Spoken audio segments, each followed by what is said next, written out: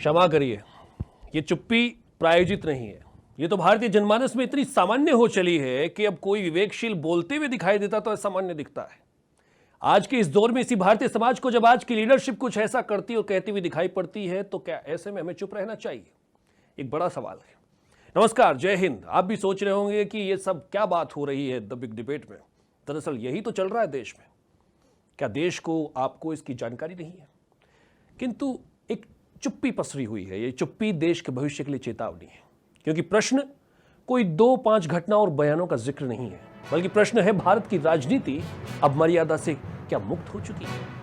कभी संसद को लोकतंत्र का मंदिर कहा जाता था, विधानसभाओं को जनता की आवाज का घर, लेकिन आज वही सदन से लेकर सड़क तक हाल बेहाल है। जहां कानून बनते थे वहां इशारे हो रहे हैं, गालियां गूंज रही हैं, वहां धमकियां दी जा रही हैं, और सबसे डरावनी बात, देश धीरे धीरे इसे सहज लेने लगा है। यही सहजता देश के भविष्य को एक दिन सदैव के लिए असहज कर देगी। राजस्थान से शुरू हुआ विवाद नया हो सकता है, क्रम बहुत पुराना है। राजस्थान विधानसभा में हाल ही में फरवरी 2026 की ही इसी की बात है। कैमरे ऑन, पूरा प्रदेश देख रहा था। कांग्रेस विधायक रोहित बोरा ने कैमरे की तरफ आपत्तिजनक इशारा किया। स्पीकर वासुदेव देवनानी को वीडियो जांच के आदेश देने पर सत्ता पक्ष द्वारा निलंबन की मांग तो विपक्ष अनजान। लेकिन सवाल, क्या सदन अब कैमरे के सामने भी शालीन नहीं रह गया? लग रहा होगा कि कांग्रेस ही ऐसी है। अब दूसरी घटना देखिए। 17 फरवरी 2026 बीजेपी विधायक बहादुर सिंह कोहली का बयान, भजनलाल सरकार का बजट छोरा पैदा करता है। हर बजट दर बजट छोरा, गहलोत तो जाते जाते भी छोरी दे गए। लिंग भेदी टिप्पणी, सदन में हंगामा, देश और प्रदेश सोचता रह गया। बेटी बचाओ बेटी पढ़ाओ सब ढकोसला साबित। और ये पहली बार नहीं, ये पहली बार की कोई घटना नहीं। अगस्त 2024 में इसी विधानसभा में कांग्रेस विधायक मुकेश भाकर पर स्पीकर की तरफ से असहज भाव का आरोप लगा। इतिहास में पहली बार बताया गया। पूरे बजट सत्रों ने सस्पेंड। 2022 कांग्रेस नेता शांति धारीवाल रेप मामलों पर बयान दिया। राजस्थान मर्दों का प्रदेश है।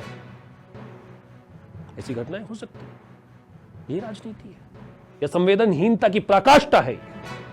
राजस्थान ही क्यों, कश्मीर से कन्याकुमारी तक यही हाल है। दिल्ली तक अछूती नहीं, देश की संसद भी नहीं बची। जी हां, लोकसभा फरवरी 2026 में आरोप लगे। 20 से ज्यादा कांग्रेस सांसद स्पीकर ओम बिरला के चैम्बर में घुस गए। गाली दी बताई, धमकियां दी गई, हंगामा हुआ, वीडियो वायरल। क्या ये लोकतंत्र है या ये भीड़ तंत्र हो चुका है? सितंबर 2023 बीजेपी सांसद रमेश बिधूड़ी, बीएसपी सांसद दानिश अली को सदन के भीतर अश्लील और सांप्रदायिक गालियों के आरोप इतनी आपत्तिजनक कि रिकॉर्ड से हटानी पड़ी। अगस्त 2023 राहुल गांधी पर आरोप, स्मृति ईरानी को फ्लाइंग किस। महिला सांसदों ने कहा यह अपमानजनक और अशोभनीय है। दिसंबर 2026 में गृह मंत्री अमित शाह की जुबान भी फिसली और साला शब्द पर सदन में हंगामा हुआ, विपक्ष का विरोध हुआ, माफी मांगनी पड़ी, रिकॉर्ड से शब्द हटे।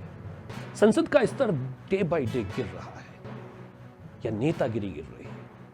हंसी मजाक का नाम दे दिया जाता है। सदन जैसा गंभीर स्थान कोई मजाक के लिए है क्या, या मजाक इस तरह से होती है? 2018 no confidence motion, Rahul Gandhi द्वारा प्रधानमंत्री को गले लगाना और फिर साथी सांसद को आंख मारना। जवाब में व्यंग्य भरा इशारा। देश हंसा ये देश, लेकिन क्या लोकतंत्र रोया नहीं? श्रीमान नेताजी, आप सदन के अंदर ही नहीं बाहर भी भाषा का पतन कर चुके हैं। बिहार, अगस्त 2025 मंच से प्रधानमंत्री उनकी मां के खिलाफ बेहद अश्लील भाषा। राजनीति का स्तर निजी हमलों तक गिर चुका। और आप जिस टीवी में डिबेट देख रहे हैं, ये टीवी डिबेट्स भी कम नहीं है। जून 2025 में राष्ट्रीय प्रवक्ता ने एक ने लाइव शो के अंदर ... की औलाद जैसी गालियां निकाली। हम बोल नहीं सकते, लेकिन सुन भी तो नहीं सकते। क्या यही राजनीतिक संवाद है? चुनावी मंच हो, सोशल मीडिया हो, प्रेस कॉन्फ्रेंस हो या कहीं और, चाहूं और हर जगह भाषा और ज्यादा जहरीली और ज्यादा व्यक्तिगत। पुराने घाव भी ताजा ही हैं। 2012 है, कर्नाटक विधानसभा में 3 मंत्री सदन में मोबाइल पर अश्लील वीडियो देखते हुए पकड़े गए। देश स्तब्ध रह गया। दूसरी ओर सपा के पुराने नेताजी कह गए, लड़के हैं, गलती हो जाती है। कोई सामाजिक छुटभैया नेता कह देता है 15 मिनट पुलिस हटा दो, फिर बता देंगे। ऐसे बयान राजनीति की स्मृति पर स्थायी दाग है। यही नहीं, सदन का रोज का दृश्य ऐसा है। कागज फेंके जाते हैं, माइक तोड़े जाते हैं, नारे लगते हैं, धक्का मुक्की होती है, चेयर को चुनौती। 2026 बजट सत्र में सांसद सस्पेंड, कानून तोड़ने वाले खुद नियम तोड़ते हुए, और हम सब सहज चुप रहे, बहुत सहज चुप। असली खतरा क्या है आप ये जान लो। ये सिर्फ बैड बिहेवियर नहीं है, ये लोकतंत्र के संस्कार का क्षरण है। क्योंकि जब नेता गिरते हैं तो भाषा गिरती है, और फिर समाज गिरता है, फिर राजनीतिक हिंसक स्थिति पैदा होती है। समाज वही सीखता है जो देखता है। अगर संसद में गाली सामान्य हो जाएगी तो सड़क पर हिंसा भी सामान्य हो जाएगी। सबसे महत्वपूर्ण द बिग डिबेट विद तेज में चर्चा इस बात पर है कि क्या राजनीति अब सेवा नहीं सिर्फ सत्ता है? क्या मुद्दों की जगह अब नाटक ने ले ली है? क्या नेता बहस नहीं टीआरपी के लिए प्रदर्शन कर रहे हैं? क्या जनता की समस्याएं अब सिर्फ चुनावी भाषणों तक सीमित हैं? और सबसे डरावना प्रश्न, जो खुद अपनी जुबान पर नियंत्रण नहीं रख सकते, क्या वो देश के भविष्य पर नियंत्रण रख सकते हैं? आज की बहस किसी पार्टी के खिलाफ नहीं। आज कटघरे में पूरी राजनीति है, सत्ता भी, विपक्ष भी, राष्ट्रीय भी, क्षेत्रीय भी, क्योंकि हर घटना के बाद हर पार्टी दूसरे को दोष देती है, लेकिन मर्यादा हर बार हार जाती है। देश को यह तय करना होगा, क्या हमें बदजुबानी का शोर चाहिए या समाधान? क्या हमें सच में तमाशा चाहिए या नेतृत्व? क्या हमें गालियां चाहिए या नीतियां? अब विचार करना ही होगा, कितनी गिरी ये नेतागिरी। क्या राजनीति अपनी आखिरी नैतिक सीमा पार कर चुकी है? क्या संसद और विधानसभा को नेता अब सम्मान की नहीं, शर्म के प्रतीक चिन्ह बनाने में जुटे हुए हैं? और क्या यह देश अब भी चुप ही रहेगा? क्योंकि याद रखिए, जब लोकतंत्र के मंदिरों में बदजुबानी का शोर बढ़ता है तो राष्ट्र की आत्मा कमजोर होती है। क्या भारत की राजनीति अपनी आत्मा खो चुकी है? आज की द बिग डिबेट सिर्फ डिबेट नहीं, लोकतंत्र को बचाने की पुकार है। आप सबको तेज का नमस्कार है। आज की इस डिबेट में हमने सोचा, जो आरोपी ही हैं, ऐसे नेताओं की कहां दरकार है। एक तरफ हमारे साथ कानून के जानकार हैं, तो दूसरी तरफ वरिष्ठ पत्रकार हैं, कानूनविद डॉक्टर नितिन सोनी जी, आपका बहुत बहुत स्वागत है। आप एडवोकेट हैं राजस्थान हाईकोर्ट में, और वरिष्ठ पत्रकार रुपेश टिंकर जी हमारे साथ में हैं। आप दोनों का बहुत स्वागत है। बहुत विचारणीय विषय हमें लगा, तो हमने सोचा कि आज नेताओं को हम नहीं बुलाएंगे, हम ऐसे मेहमानों को बुलाएंगे जो इस विषय पर बहुत खुले मन से और भारतीय समाज के भविष्य को देखते हुए अपनी बात रख सके। रुपेश जी, क्या लगता है, देश में क्वालिटी लीडरशिप की अब कमी होती जा रही है? देश नेतृत्व में संकट में है? तेज जी, एक समय था जब देश की संसद में अटल बिहारी वाजपेयी जैसे नेता हुआ करते थे। आलोचना संसद में होती थी, उस समय भी होती थी, लेकिन भाषा और उसकी शालीनता की हमेशा ध्यान रखा जाता था। अटल बिहारी वाजपेयी ऐसे नेता थे जो खुलकर बोलते थे अपनी आलोचना के विपरीत। ऐसे ही एक नेता हमारे मनमोहन सिंह जी भी थे, उनके बारे में भी व्यक्तिगत टिप्पणियां भी खूब होती थी, लेकिन वो कभी अपनी भाषा की शालीनता की मर्यादा को कभी लांघते नहीं थे। सुषमा स्वराज ऐसी एक तेज तर्रार अभिनेत्री हुआ करती थी। वो अपने भाषणों में अपनी बातों को बड़ी मजबूती से रखती थी, लेकिन कभी भाषा की शालीनता को लांघते उनको देखा नहीं गया।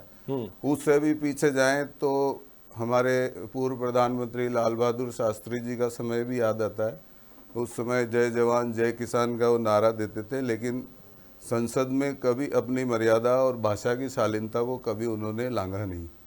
तो लोकतंत्र में जहाँ संसद या राज्य में विधानसभा हमारा सबसे बड़ा सदन है, वो सिर्फ वो नेता वहाँ जो बोल रहे हैं उस चीज़ की सीधा सीधा असर जनता पर भी जाता है, जिनके वे जनप्रतिनिधि बनकर सदन में पहुँचे हैं। और आज का दौर तो सोशल मीडिया का दौर है। कोई भी तरह का किसी भी तरह का बयान सीधा करोड़ों लोगों तक पहुँचता है। तो ऐसे में भाषा और शालीनता मर्यादा उनको अपनी जिम्मेदारियों का, सब चीज़ों का एहसास उनको होना चाहिए। इस तरह की चीज़ें लोकतंत्र के लिए बिल्कुल भी ठीक नहीं है। जी, आपने जो बात कही उसी बात का प्रमाण हम हमारे दर्शकों को दिखाना चाहते हैं। इससे पहले कि डिबेट में आगे बढ़े, एक बार आपको दिखाते हैं कि आज इस बहस की आवश्यकता क्यों पड़ी, क्या कुछ चल रहा है इस देश में, कैसे कैसे हालात देश में पैदा हुए हैं, लोगों की जुबान कैसे फिसल जाती है, ये एक बार देखिए।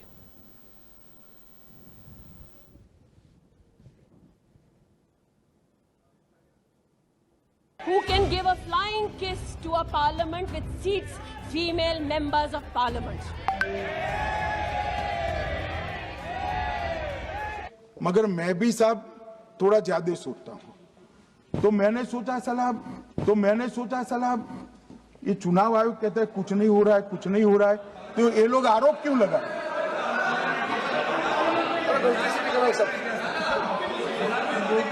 मान्यवर, मेरे शब्द कोई ऐसे हो तो काट दीजिए। काट दिया। स्वीकृत विकास कार्यों के शिलान्यास और लोकार्पण कार्यक्रमों में विधायक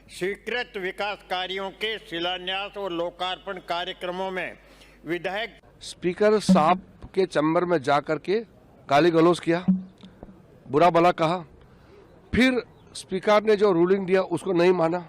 और रेप के मामले में हम नंबर 1 पे हैं, इसमें कोई दो राय नहीं। अब ये रेप के मामले में क्यों है? वैसे भी ये राजस्थान तो मर्दों का प्रदेश रहा है यार। ये तो कुछ बहुत ऐसे चित्र हैं जिन्हें दिखाया गया है, एक आप यूँ समझ लीजिए बानगी है ये नेताओं की। बाकी इतने सारी घटनाएं हैं कि उनको दिखाने लगे तो कई दिन बीत जाएंगे। एडवोकेट साहब, क्या कानून बनाने वाले इस तरीके से कहें और करें और ऐसा दिखें? क्योंकि हाल ही में जो और एक विधानसभा में और घटना हुई राजस्थान की, अगर बात करें तो बहादुर सिंह कोहली एमएलए हैं, वो कह रहे हैं कि भाई राजस्थान जो है उसमें यहाँ पर जो है पिछले सारे बजट जो है वो तो छोरा पैदा किया है। मुख्यमंत्री का नाम लेकर कह रहे हैं, और जो पूर्व मुख्यमंत्री थे उन्होंने तो जाते जाते भी छोरी पैदा की। तो ये मानसिक संकीर्णता जो है, इसको दूर करने के लिए क्या एक सांस्कारिक आवश्यकता है, या फिर अब अनुशासन लाने के लिए, शासन और प्रशासन तो है, मैं अक्सर कहता हूं अनुशासन नहीं है, तो वो होना चाहिए, क्या कहते हैं? इसमें जैसे आपने अभी शुरू किया कि कानून बनाने वाले, तो सबसे पहले ये समझना होगा कि जो नेता है कौन, हम जिसको चुनते हैं उसका मुख्य कार्य क्या है। हमारे देश में जैसे लोकतंत्र है, तो लोकतंत्र के 3 अंग हैं, लेजिस्लेचर, जुडिशरी और एग्जीक्यूटिव, विधायिका, न्यायपालिका और कार्यपालिका। तो विधायिका कानून बनाती है, कार्यपालिका उनका पालन करवाती है, और उनका अगर उल्लंघन हो जाए तो न्यायपालिका उसमें सजा या कोई भी प्रावधान है वो करती है।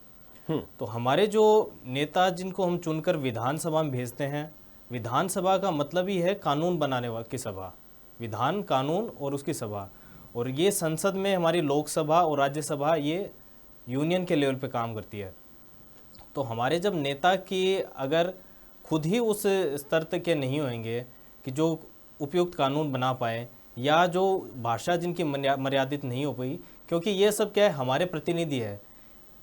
आज देश की 140 करोड़ की जनता है, वो संसद में नहीं जा सकती, लेकिन हर सांसद जो प्रदेश है वहाँ से अपना एक एक प्रतिनिधि भेजा है सबने, जिसका काम ये है कि उसके जो संसदीय क्षेत्र है उसके लोगों की जो राय है वो संसद के सामने रखना, और उनकी राय के अनुरूप जो कानून बनाने का कार्य किया जाएगा। तो ऐसे में अगर हमारे नेता अपने जो संसदीय क्षेत्र है, या जो उनका लोकसभा क्षेत्र या विधानसभा क्षेत्र है, वहाँ के जो उनके लोगों की कसौटी पर ही खरा नहीं उतर पाएंगे, तो पूरे देश के मेरे हिसाब से न तो संसदीय व्यवस्था पूर्ण रूप से चल पाएगी, न लोकतंत्र का एक महत्वपूर्ण अंग जो लेजिस्लेचर है वो ढंग से काम कर पाएगा। तो ऐसे में आवश्यकता है हमारे जो नेताओं को, जिनको हम चुन के भेजते हैं, कि संसद में मर्यादित आचरण करे, साथ ही जो इनका कर्तव्य है कि जनता के मुद्दे संसद तक लेके जाए, न कि निजी मुद्दों के ऊपर ये कई बार कटाक्ष कर देते हैं एक दूसरे पर, निजी हमले जिनको कहते हैं, अमर्यादित भाषणों का प्रयोग करते हैं। एक जैसे पिछली बार करीब 2-1 साल पहले ये एक अमर्यादित अनपार्लियामेंट्री वर्ड्स की लिस्ट जारी की थी। ऐसी लिस्ट जारी करने की हमें आवश्यकता क्यों पड़े? क्यों न हमारा आचरण ही ऐसा हो जिसको लोग देख के सुने। जैसे अभी हमारे साथी ने कहा कि अटल बिहारी जी का उदाहरण दिया, तो अटल बिहारी जी जब एक मत से भी हार गए तो तब भी उनका यही बोलने का तरीका था जैसे वो सत्ता में थे। उन्होंने कहा था कि पार्टियां आएगी जाएगी, सत्ता जाएगी आएगी जाएगी, लेकिन ये देश रहना चाहिए, इसका लोकतंत्र रहना चाहिए। तो ये विचारधारा क्यों ना आज के हमारे नेताओं में हो।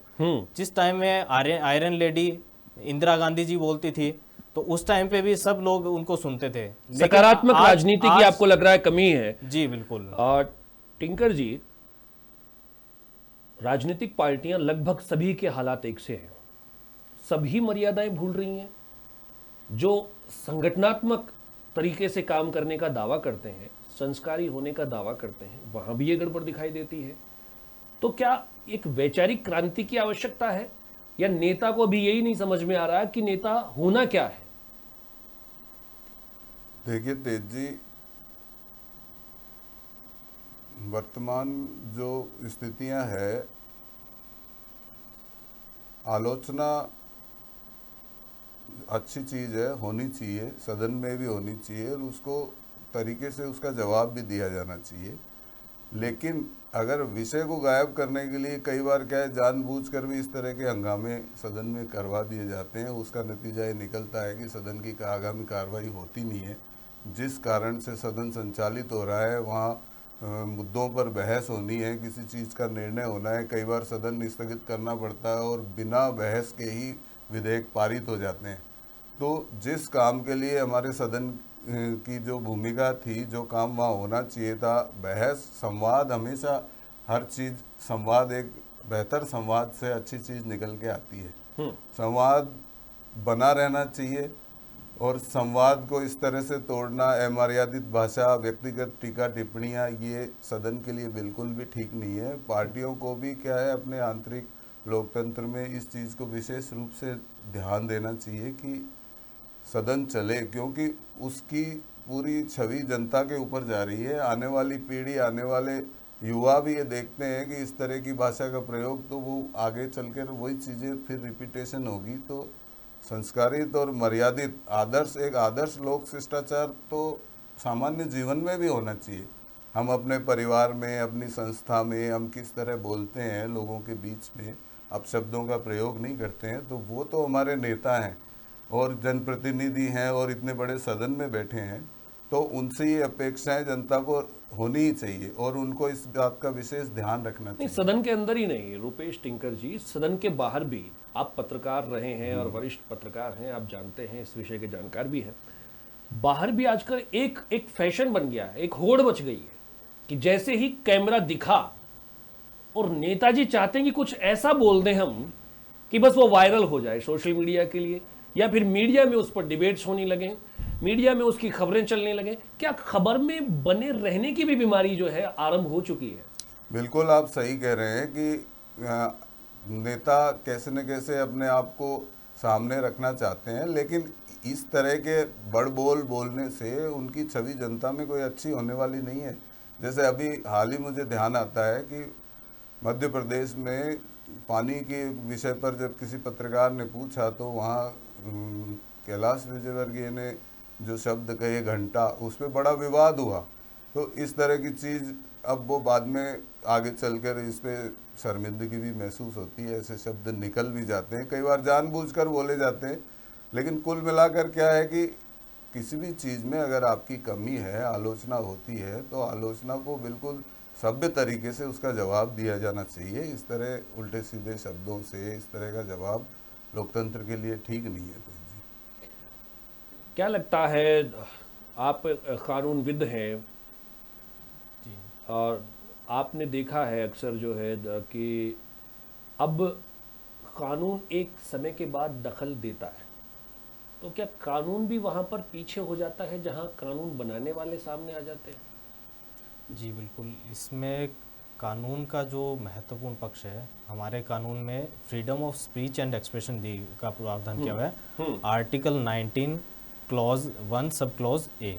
तो freedom of speech and expression का राइट एवरी सिटीजन को दिया, every citizen shall have right of freedom of speech and expression. लेकिन उसके साथ में 19 क्लॉज 2 में जो 9 तरह के एक्सेप्शन दिए, जहाँ पे स्टेट रीजनेबल रिस्ट्रिक्शंस लगा सकता है कि interest of sovereignty and integrity of India, freedom of state and defamation, incitement of offence, इस तरह से 9 तरीके में freedom of speech and expression पे रिस्ट्रिक्शन लगा सकता है।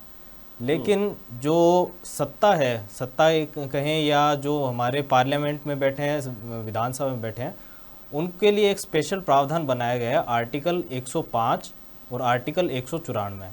तो इनको पार्लियामेंट्री प्रिविलेजेस बोलते हैं। तो इन पे freedom of speech and expression के जो रिस्ट्रिक्शंस है वो अप्लाई नहीं होते। There shall be a freedom of speech and expression in the parliament and as well as in the legislature of the state. तो इनको आर्टिकल 105 और आर्टिकल 194 के जो प्रावधान है उनके तहत इनको संरक्षण प्राप्त है। तो उसके तहत आप इनको किसी भी जो पार्लियामेंट के अंदर जो स्टेटमेंट दिए गए हैं उसको आप नियंत्रित नहीं कर सकते। उसके नियंत्रण का खाली एक ही तरीका है कि जो पार्लियामेंट के या लेजिस्लेचर के रूल्स बनाए हुए हैं तो उसमें जो स्पीकर या चेयरमैन जो भी बैठता है आपके सदन में, वो अनपार्लियामेंट्री वर्ड्स को, आपका जो स्टेटमेंट होता है उसको एक्सपेंस कर सकता है, मतलब वहाँ से हटा सकता है। आपकी ये रेमेडी, आपने कोई स्टेटमेंट बोल दिया तो खाली इतना है कि आप वहाँ से जो स्टेटमेंट है उतना कट हो जाएगा, वो बाहर पब्लिश नहीं होगा। तो इस तरह से उनके जो वर्ड्स हैं पार्लियामेंट के अंदर जो कह रहे हैं उन पे किसी तरह का कोई रिस्ट्रिक्शन का प्रावधान नहीं है। इस चीज़ का मिसयूज़ करते हुए अंदर पार्लियामेंट या लेजिस्लेचर ऑफ द स्टेट है, वहाँ पे जो अभी जो आपने काफ़ी सारे उदाहरण बताए, दिखाए कि जो हरकतें की जाती है, तो उस चीज़ का फ़ायदा उठाते हुए पार्लियामेंट में अमर्यादित शब्दों का प्रयोग या जो इशारे आपने दिखाए उन सब का प्रयोग किया जाता है उस चीज़ के आड़ में। ठीक है, तो ये तो बात हुई अंदर की, लेकिन अगर बाहर की भी बात करें तो बाहर भी ऐसे बयान आते हैं जबकि 15 दिन में सब देख लेंगे, 15 मिनट के लिए छोड़ दो, कभी क्या।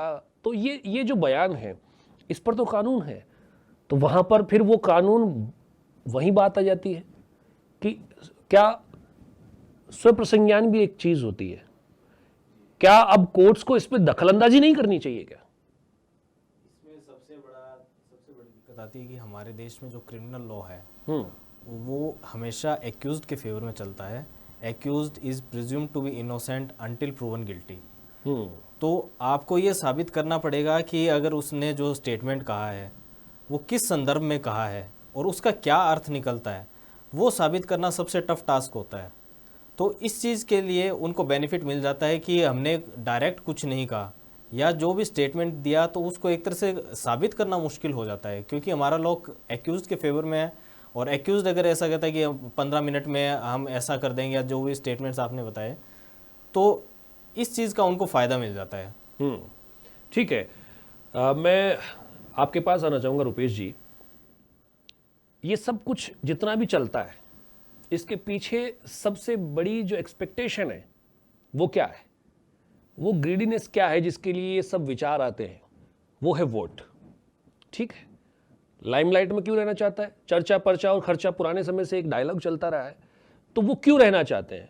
वोट के लिए। और वोट कौन देता है? एंड ऑफ द डे जनता।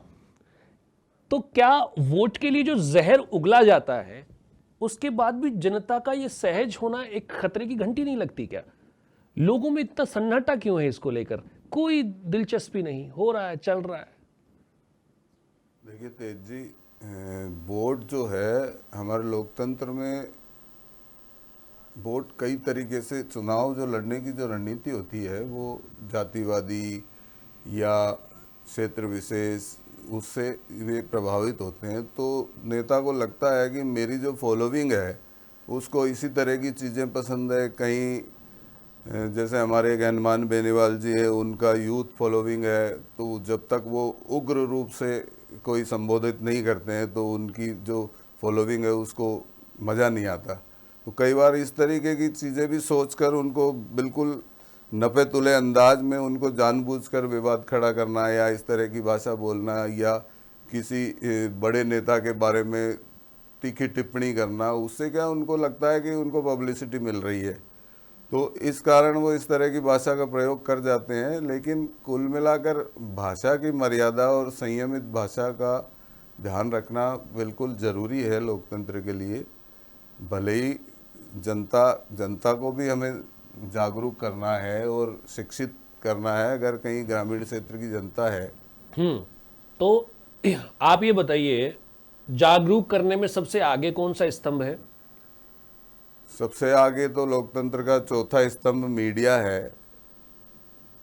उसको इस तरह की, जैसे आपने ये डिबेट बुलाई, इस तरह की जो चर्चा हो और इस लेकिन बारे में आजकल अगर- आजकल तो इनके भी नाम जो है दंगल, महादंगल, अखाड़े और कुश्ती, जाने क्या क्या, मतलब ये तो एकदम ऐसा है कि भाई तमाशा करना है और वहां पर लोगों के इमोशन को ट्रिगर करना है। देखिए तेज जी, ये विचारणीय विषय है, भले है ही हमारे ऊपर। जिम्मेदारी मीडिया की है इसमें। और इस तरह की अगर उलझुल बहस अक्सर देखने को मिलती है, आप सही कह रहे हैं, लेकिन एक मुद्दे और विषय और एक टारगेट, जिस तरह से ये बहस आपने ऑर्गेनाइज की, लोकतंत्र की ये जो भाषा की शालीनता और जिस तरह नेताओं के बड़बोलेपन पे आपने ये विषय उठाया है, इस तरह के विषय उठाए जाने चाहिए।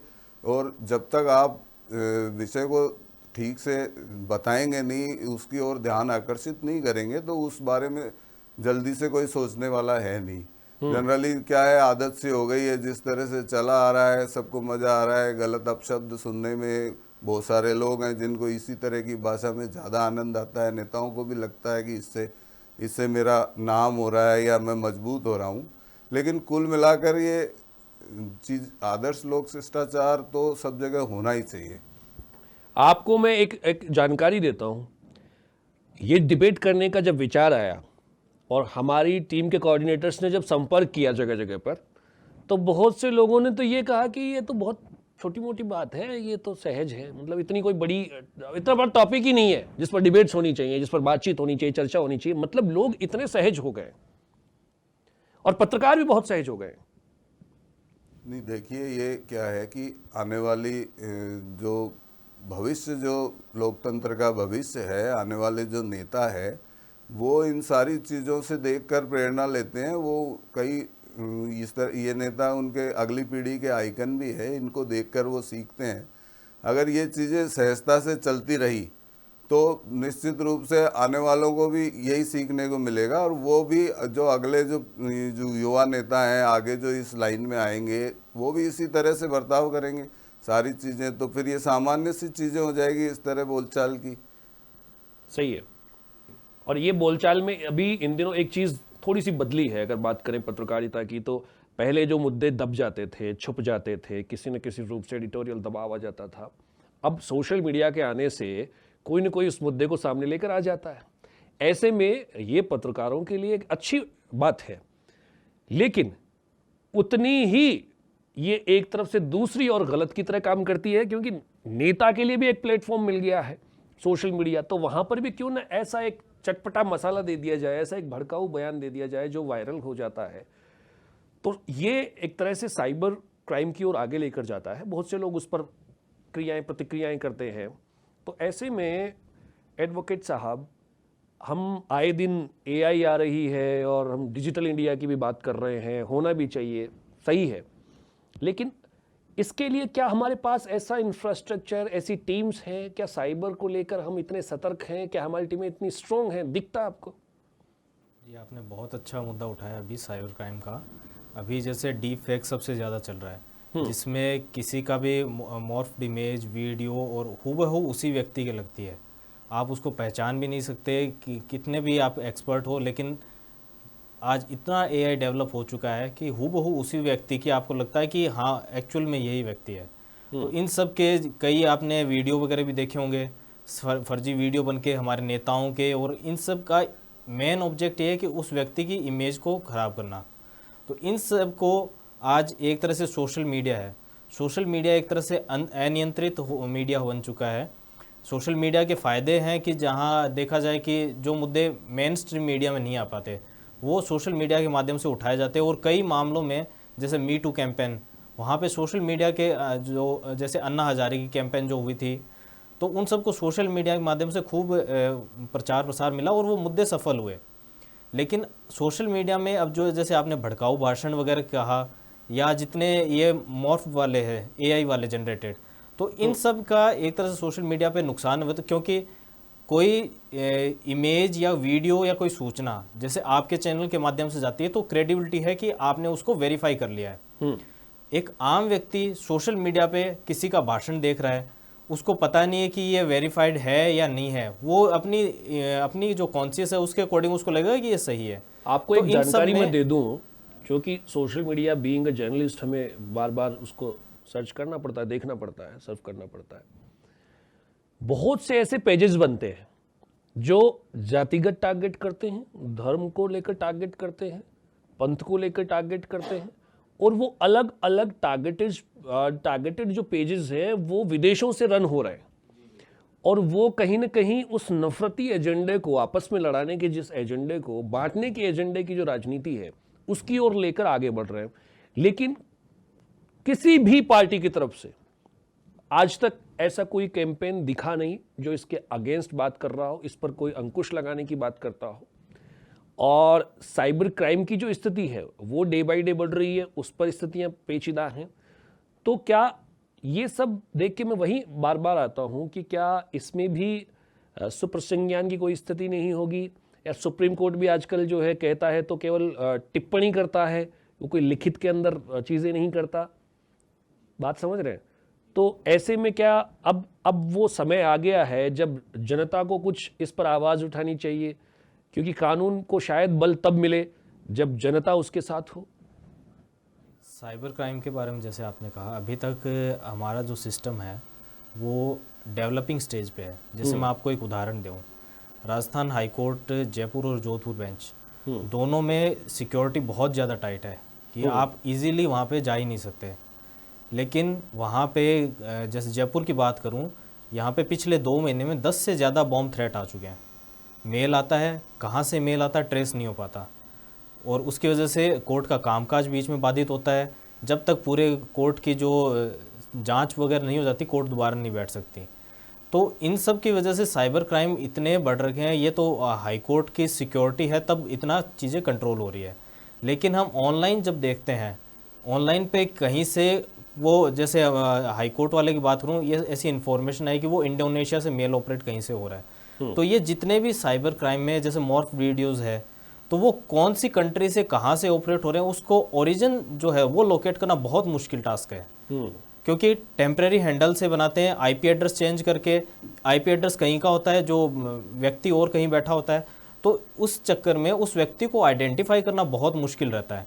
उसका एक ही बाद में ऑप्शन बचता है कि इसके लिए भी कहीं ना कहीं नेतृत्व जब आ गया है तब जाकर बात बनेगी। जी बिल्कुल। रुपेश जी, नेता, ऐसा कहा जाता है कि first of all know the way, then go the way, then show the वे।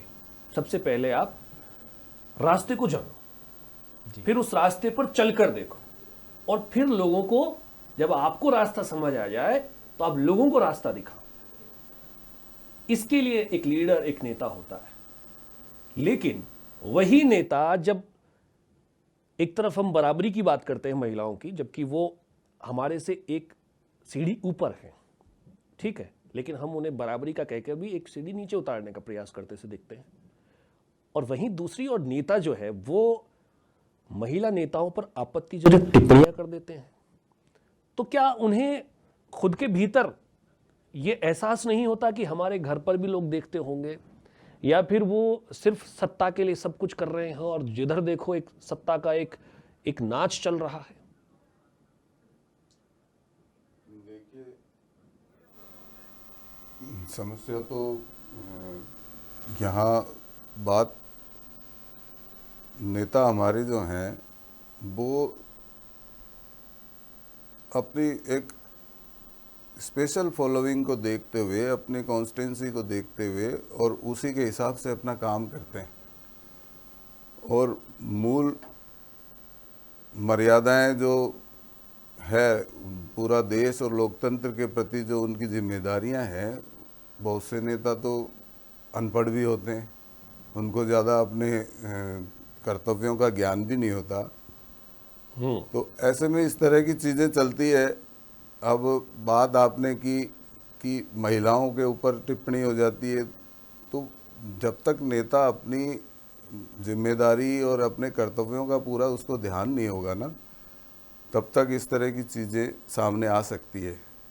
नहीं तो कर्तव्यों का ज्ञान तो जब जागरूक जनता होगी तब ही होगा। हाँ, तो जनता लोकतंत्र की हमारी सबसे बड़ी कमी यही है तेज जी, कि जनता किस तरह से वोट करती है।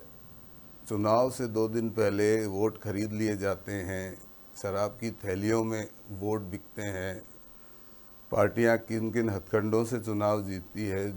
तो जो लोकतंत्र में जो वोट का अधिकार है वो ऐसे लोगों के हाथ है जो इतने जागरूक नहीं है, वो अपने उन अधिकारों का सही उपयोग करना नहीं जानते। तो इस तरह के लोग फिर उसका लाभ उठाते हैं। तो पूरा सिस्टम उसी वजह से ये इस तरह से बिगड़ा हुआ है। नितिन सोनी जी, ये जो सिस्टम है ये अक्सर नकारात्मकता की तरफ आगे जाता है, और ये जो नेगेटिव जो जिसको कहते हैं ट्रिगर हार्मोन जब होता है तो नेगेटिव की तरफ जल्दी जाता है, ठीक। तो ऐसे में जो नकारात्मक राजनीति है वो सामने आती है। आप तो का तो पेशा ऐसा है जिसके अंदर आपको अक्सर ऐसे एनवायरनमेंट का जो है सामना करना पड़ता है। तो क्या लगता है आपको, ये एनवायरनमेंट भी इसमें बहुत बड़ा पहलू है कि लोग उस तरफ जल्दी आकर्षित होते हैं? जैसे सोशल मीडिया का उदाहरण दिया जैसे आपने, तो सोशल मीडिया पे जो नेताओं की ग्लैमरस लाइफ है, तो उसको देख के जो नए नए युवा नेता तैयार हो जाते हैं कि आगे इन फ्यूचर जाके हम भी ऐसे बनेंगे। तो वो भूल जाते हैं कि राजनीति 2 शब्दों से बना है, राज और नीति। तो उनका टारगेट रहता है राज करना, नीतिगत जो अवधारणा है वो सब भूल जाते हैं कि नीति क्या है। तो इस वजह से राजनीति में जो युवा है वो खाली उसी उद्देश्यों को लेकर आते हैं कि हमें इसमें राज करना है। तो मेरे हिसाब से आप देखा जाए तो नेताओं के लिए, अब जैसे आप मीडिया की आप बात कर रहे थे, तो मीडिया में एक अकबर इलाहाबादी का शेर है कि खींचो न कमानों को न तलवार निकालो, जब तोप मुकाबिल हो तो अखबार निकालो। तो लोकतंत्र में देखा जाए तो आपकी जिम्मेदारी एक तरह से बढ़ जाती है कि जो वही जिम्मेदारी सीधा पहलू NSC 9 निभा रहा है। जी बिल्कुल, कि जो पहलू जनता के सामने नहीं आ पा रहा, सोशल मीडिया पे नेता वही जो दिखाना चाहते हैं वही जनता देखती है। लेकिन एक जो मेन स्ट्रीम मीडिया है उसका ये दायित्व है कि आप जनता के सामने जो फैक्चुअल एस्पेक्ट है वो पेश करें। फैक्चुअल एस्पेक्ट्स की बात होती है तो अक्सर सेना का भी जिक्र होता है। फैक्चुअल चीज़ें तो सेना से भी मांग ली जाती हैं रुपेश जी। तो क्या सेना जैसे मुद्दे पर भी राजनीति गर्म होनी चाहिए क्या? नहीं, बिल्कुल नहीं होनी चाहिए। सेना राष्ट्रीय सुरक्षा और उससे जुड़ा हुआ विषय है, और वो अपने आप को शुरू से देखा जाए तो राजनीति से वो दूर ही रहते हैं, और वो हमारी राष्ट्रीय सुरक्षा से जुड़ा विषय है। उसके बारे में किस तरह से ऑपरेशंस होते हैं उसके बारे में सवाल उठा दिए जाते हैं। तो हमारे जिम्मेदार जो पद पे बैठे लोग हैं उन्हें पता है कौन सी बात कितनी वहाँ कहाँ कहनी है, और कई गोपनीय विषय है उसका दूसरे देश और हमारे विरोधी और दुश्मन उसका लाभ उठा सकते हैं। तो इसलिए कई बातें कही नहीं जा सकती। उस पर सवाल खड़े करना, हमारे राजनेता संसद में या इधर विपक्ष इस तरह से सत्ता को नीचा दिखाने के लिए इस तरह की चीज़ों का प्रयोग करता है, बिल्कुल गलत है। मूल नेता या जो भी है राजनीति का विषय हमारी राष्ट्रीयता और देश सबसे ऊपर होना चाहिए। तो उस देश की भावना से अगर बात करें तो ये सेना, इसको राजनीति से दूर ही रहना चाहिए। बिल्कुल, सेना को राजनीति में घसीटना नहीं चाहिए, बल्कि सपोर्ट राजनीति को करना चाहिए अब हमारे देश की जो सेना है उसका, और उसके लिए एकजुट हो जाना चाहिए, बात है। लेकिन ये जितनी बातें हैं ये बहुत हद तक जो अगर हम बात कर रहे हैं, जो चर्चा हो रही है उसमें ऐसा लगता है कि ये एक संस्कार डेवलप करने की आवश्यकता है। इसको लेकर भी आजकल जो है शिक्षा, हालांकि यूँ तो राजनीति शास्त्र पढ़ाया ही जाता है, लेकिन फिर भी कुछ ऐसे संस्थान आगे आ रहे हैं जो आजकल नेताओं को एजुकेशन दे रहे हैं। और इसके लिए कुछ पार्टीज़ तो मशहूर हैं, जहाँ पर मुंबई में भी कुछ संस्थान हैं, दिल्ली में भी हैं, बहुत सारे ऐसे हैं।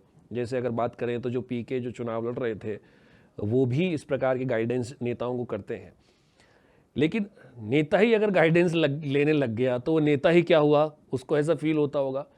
तो क्या ऐसे में एक शिक्षा का एक ऐसा मॉडल इस देश में होना चाहिए कि हर कोई उठकर राजनीति करने आ जाए, जिसने उन संस्कारों को जिया ही नहीं, उस तरीके से उसका जीवन रहा ही नहीं? तो उसके लिए कुछ ऐसी चीज़ें होनी चाहिए क्या? एडवोकेट साहब। मैं इसमें आपको बताना चाहूँगा कि जो जुडिशरी की हम बात करते हैं, जजेस की, जजेस की भी टाइम टू टाइम सेमिनार्स होती है, कॉन्फ्रेंसेस होती है, जिसमें हम नए इश्यूज़ पे सीखते हैं।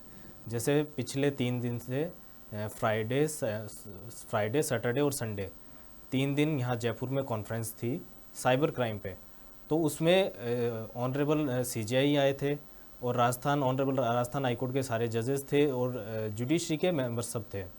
तो जजेस भी जो टाइम चेंज हो रहा है उसके हिसाब से सीखने की ललक रखते हैं और एडवोकेट्स की भी टाइम टू टाइम ट्रेनिंग होती रहती है। तो ऐसे में अगर नेताओं को कहा जाए कि आपके लिए एक स्पेशल प्रोग्राम रखा गया है, आपके लिए ओरिएंटेशन गाइडेंस प्रोग्राम रखा गया, तो उसमें कोई ऐसी शर्म की बात नहीं कि हम तो सब कुछ जानते हैं या हमें कौन सिखाने वाला है।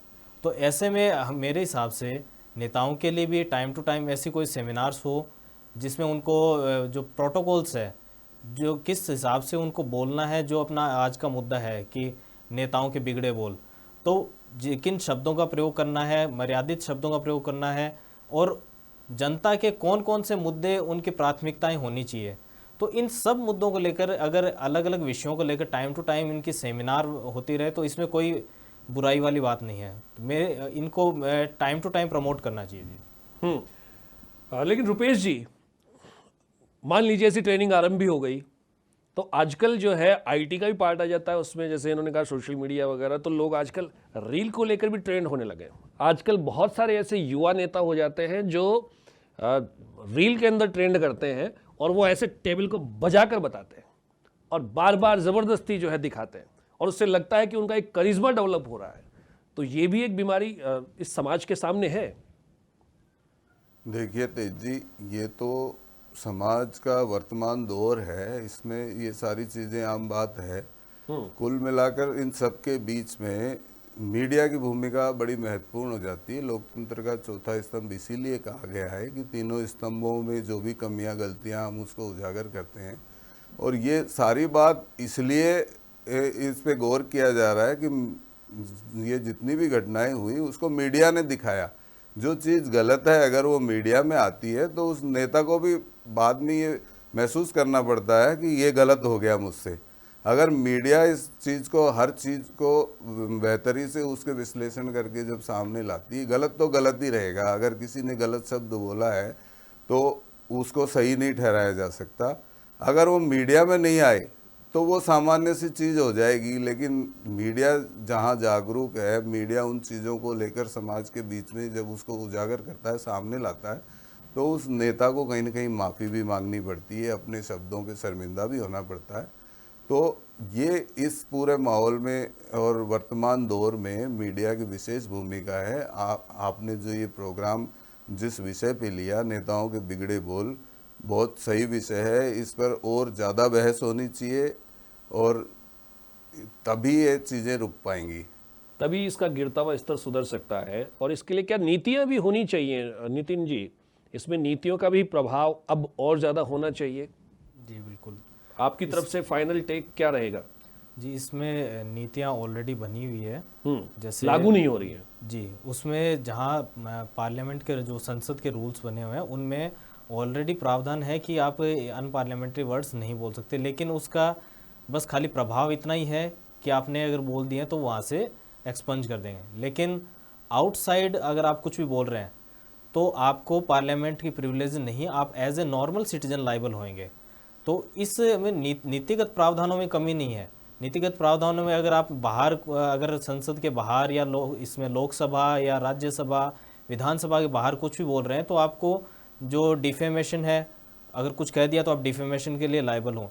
लेकिन पार्लियामेंट के अंदर जो इनको freedom of speech and expression दी थी, उसका खाली यही इसीलिए दी थी ताकि अपनी बातों को एक मैं प्रश्न ऐड करना चाह रहा हूँ आप ही की बात में। जैसे कोई किसी का चालान हो जाता है और उसका एक बार वो नशे में पकड़ा गया, फिर दोबारा हुआ, तीसरी बार हुआ, बार बार जब एक बार वो कृत्य बार बार होने लगता है तो उसके ऊपर उसका शायद लाइसेंस जब्त हो जाता है, राइट? ऐसे कुछ कानून हैं, ऐसे अलग अलग चीज़ों में है। तो क्या बार बार अगर कोई रिपीटेशन कर रहा है, ठीक, जैसे वो शब्द हटाना एक अलग बात है, लेकिन तब तक तीर कमान से निकल चुका होता है। एक बार हो गया, 2 बार हो गया, लेकिन अगर बार बार कोई रिपीटिशन कर रहा है, इट मीन्स वो इंटेंशनली कर रहा है। तो उसके लिए जो मैं बात कह रहा हूं, क्या उसके लिए नीतियों में और सुधार की गुंजाइश है?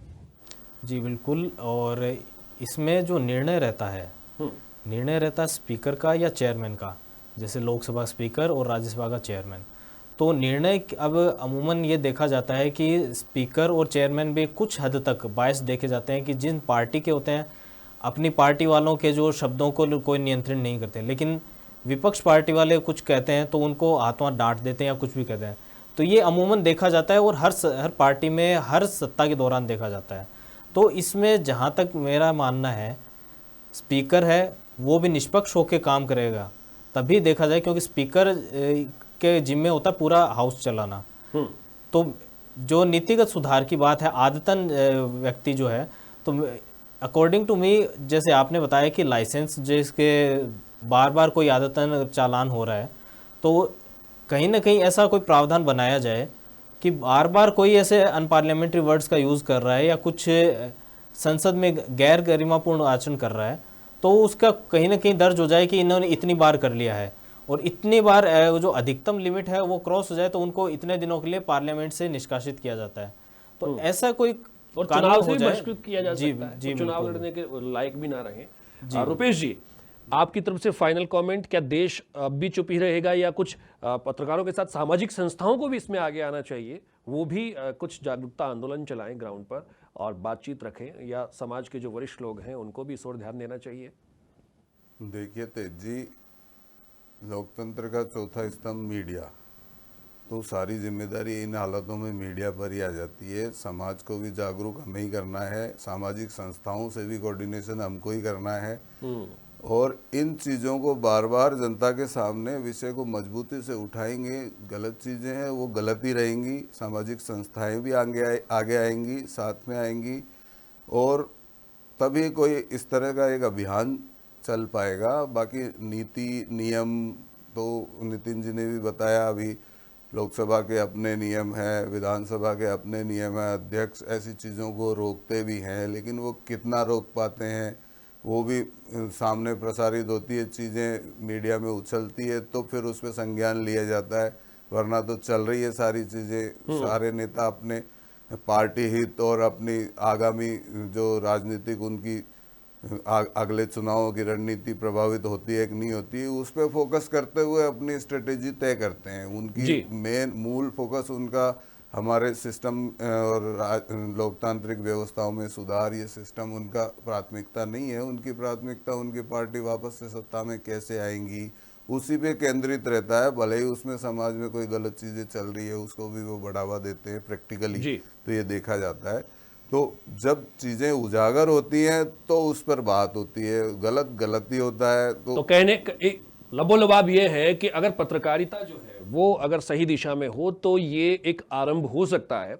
हम NSC 9 जो है वो अब नेताओं की तरह आश्वासन और वादे तो नहीं कर सकता, लेकिन दावा करके कहता है कि आज जिस तरीके से हमने कितनी गिरी नेतागिरी के रूप में नेताओं की जो बदजुबानी है उस पर सवाल उठाए, लगातार हम प्रयास कर रहे हैं द बिग डिबेट विद तेज के अंदर कि कैसे लोगों के पास वो विषय जो उनकी आंखों से ओझल कर दिए जाते हैं, उनकी स्मृतियों से बार बार हटा दिए जाते हैं, और राजनीति जो तय करती है वो दिखने लगता है और बाकी सब छुपने लगता है, और जो वो चाहते हैं वही छपने लगता है। ऐसा ना हो, इसके लिए हम पूरी जिम्मेदारी के साथ ये कह रहे हैं कि ऐसे विषयों पर आपको भी हम बार बार बुलाते रहेंगे। आप आए उसके लिए बहुत बहुत धन्यवाद।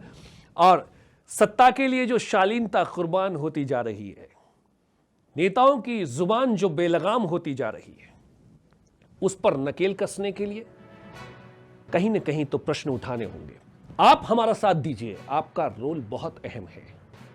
लोकतंत्र को अगर शोर तंत्र से बचाना है तो उसमें आपका रोल बहुत अहम है। आप सब लोग हमारी ताकत है। भले ही नेता इस कैमरे के सामने आने के लिए ये सब करते हो, लेकिन इस कैमरे पर हम वो सब दिखाने के लिए लड़ेंगे जो आपको संज्ञान में लाना हमारे लिए आवश्यक है। हमें लगता है हमारी जिम्मेदारी है, और इस जिम्मेदारी में आपकी भी पूरी भागीदारी है। आप इतने इत्मीनान से हमें सुन रहे थे, उसके लिए बहुत धन्यवाद। फिर किसी विषय पर मिलेंगे द बिग डिबेट में तेज के साथ। नमस्कार, जय हिंद।